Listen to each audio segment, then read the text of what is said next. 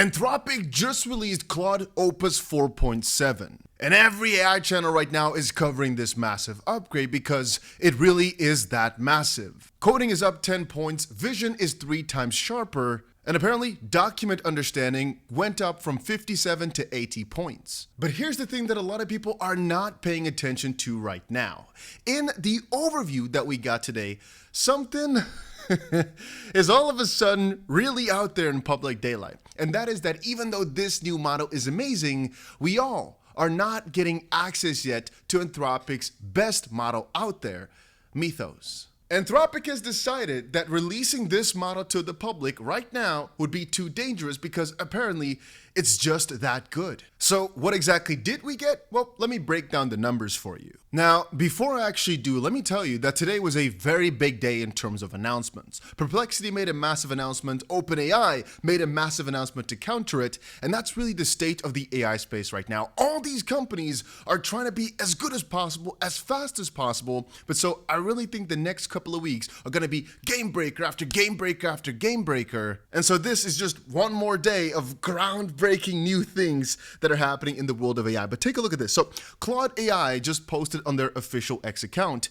introducing Claude Opus 4.7, our most capable Opus model yet. It handles long-running tasks with more rigor, follows instructions more precisely, and verifies its own outputs before reporting back. You can hand off your hardest work with less supervision. And before we move on, guys, if you've not done it yet, make sure you go ahead and press that like button. It's a new channel. We've not even got 50 subscribers, but it would be cool if we can get over 5 likes on this video. Would just be pretty amazing. I know, why not, right?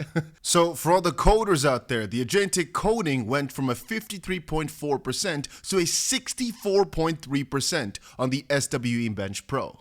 This is probably for a lot of the people using Claude Code or just in general that are coding with all these AIs, the biggest groundbreaker. Now, one very major update that is not easily reflected back in this data is how vision increased. Image resolution went up 3 times from 1 to 3.75 megapixel, which basically means if you feed it a screenshot, if you feed it a picture, it'll now better be able to read the small text inside of it. So if you sent it a little bit of a blurry document, it hopefully now is able to get the text slightly better than before. If you want to know more about the visual navigation, you can actually check out Anthropic's own blog, where they listed now the exact details of how Opus 4.7 right now is significantly better than Opus 4.6. And there's actually many different things that it lists right here. For example, office tasks, document reasoning, long context reasoning, biology, long-term coherence and coding, which obviously is the biggest deal for most people. I actually thought biology was quite interesting. The idea that structural biology is up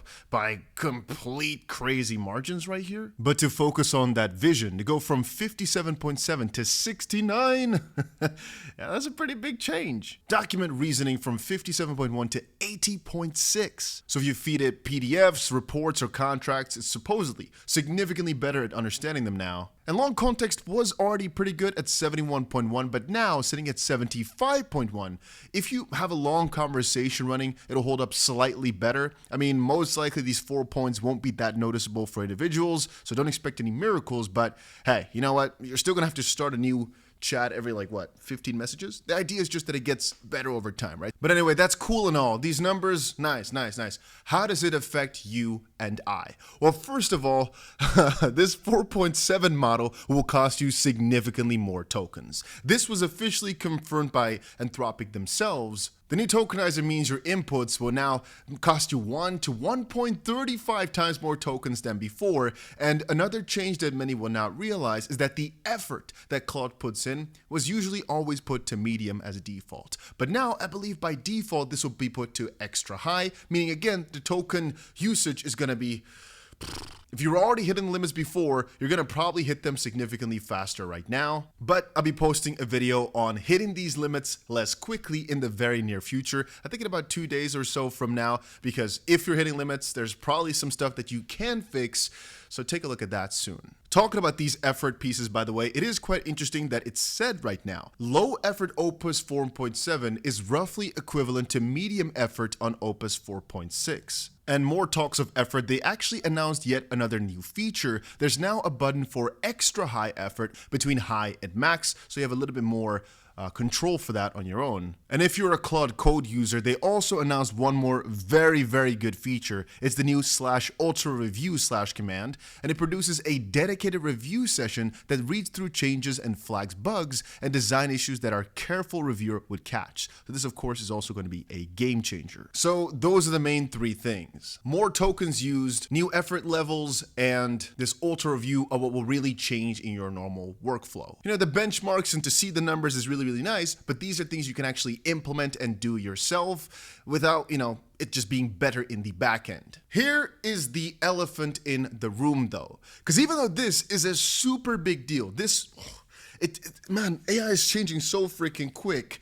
If you paid a little bit of attention to the sheet I just showed you, one thing that became quite apparent is that these numbers on the left, right there, are good.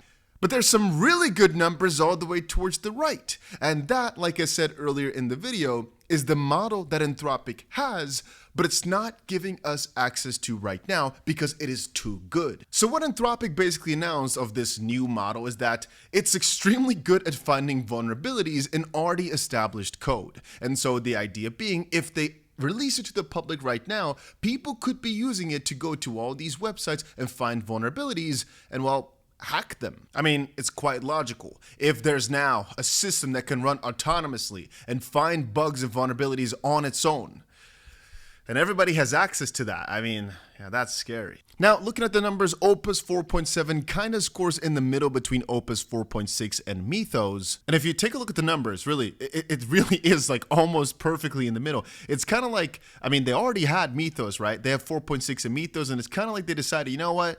Let's give them half of what it can do. Let's not give them all the freaking power just quite yet. All right, a little bit of power should stay with us as we find the bugs first and give people access to this at a really, really high price. And eventually, as these other companies get better as well, we'll have to release it to the public. But right now, it's right smack there in the middle. Because, I mean, it's not as if no companies have access to Mythos right now. I believe Apple has already gotten it, and many researchers have access to it to find these vulnerabilities and to improve their own software or websites at that. And it really makes you think about how AI is going to change the entire way we have the internet and software right now, because, well, to a certain extent, because we've got AI, hacks are going to be way more difficult. But on the opposite side, because the attackers will also have this AI, it should by that logic become significantly easier. Then again, logically, right, if the good guys have way better AIs, then theoretically speaking, the bad guys with worse systems, they might not be able to hack things anymore in the near future, except of course through human error of sorts. But even that, theoretically speaking, has got to become less and less over time. But having said that, this whole situation with Mythos not being released to the public for safety concerns does also bring up a good question. Like, knowing that they have a better model, but that it's not being released to the public because of their own reasonings, it's quite interesting, because it makes you realize they have more data than they're given available to the public, meaning they have a better system, you're just not getting it because they don't want you to have it. But they have it. Like, the price you're paying right now is literally limited. It's like a good freaking car, right? You have your car, you know how fast it can drive, but there's a limiter on it just because it's not safe. So you can think of it as you want. To a certain extent, I really think it's a good idea, because if it's such a big safety hazard, well, voila. On the opposite side, well, you're paying for the best, and you're not getting it. The reason I'm bringing this up, by the way, is because supposedly with Gemini, with GPT, you've got the best of what they've got to offer. Supposedly, it's mostly here Anthropic that's doing it, that's officially limiting it. So in theory, it's like the most responsible or the most frustrating AI company out there. You decide that. Anyway, let's discuss another very important point. Is Claude Opus 4.7 worth it? Well, if you're already on Claude Pro, you don't really have a choice. I mean, everybody gets to update automatically, right? And it is better in vision, documents, and basically everything, like coding. But if you're deciding between ChatGPT or Claude, if we're talking agentic tasks or coding, Claude is still significantly better right now. If we're talking about search or, in my personal opinion, an actual conversation, ChatGPT may still win. If you're using Claude Code, by the way, you realize already, most likely, but you're gonna have to press the update button yourself. But I really think this one is one of those updates that you'd prefer to do as soon as possible because of some of the new features like the ultra review mode. But do keep in mind, the moment that you upgrade or actually decide to use Opus 4.7, your tokens will go faster. And here's a kicker. They announced over on X, they'll actually be giving everybody higher rate limits right now. Over the next few days, we'll see how much these token limit increases actually is brought to the people. But today was also a very big day on some different fronts. Perplexity, 5 hours ago, just made this announcement. Today, we're releasing Personal Computer. Personal Computer integrates with Perplexity Mac app for secure orchestration across your local files, native apps, and browser. Rolling this out to all Perplexity Mac subscribers and everyone on the waiting list starting today. So they're basically just absolutely destroying OpenClaw.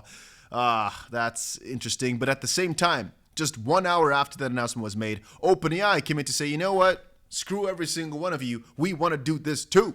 Codex for almost everything. It can now use apps on your Mac, connect to more of your tools, create images, learn from your previous actions, and well, if you thought that AI was slowing down because we kind of hit a bottleneck, well, the craziest thing is, which is what the Anthropic CEO also just said, since we've got AI that's doing the coding right now, and we've basically got these autonomous agents of sorts that are basically finding ways to improve these models, it seems to be going really quite exponential, right? Where before, any one update was such a big deal and took such a long amount of time.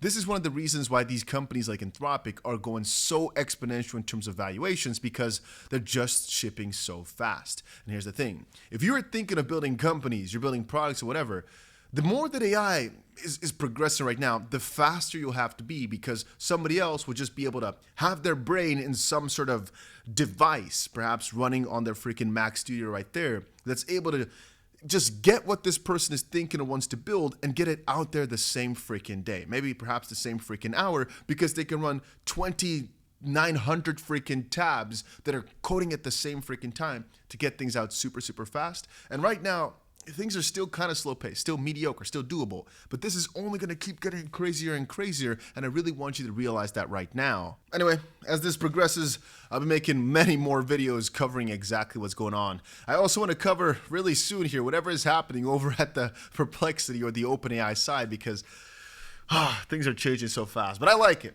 I like it. You know, I cover AI videos every single day. If you enjoyed this one, make sure to tune back in tomorrow because, well, I'll be here. So make sure you subscribe to the channel. Make sure you press the like button if you enjoyed it. And I'll see you guys again in another one.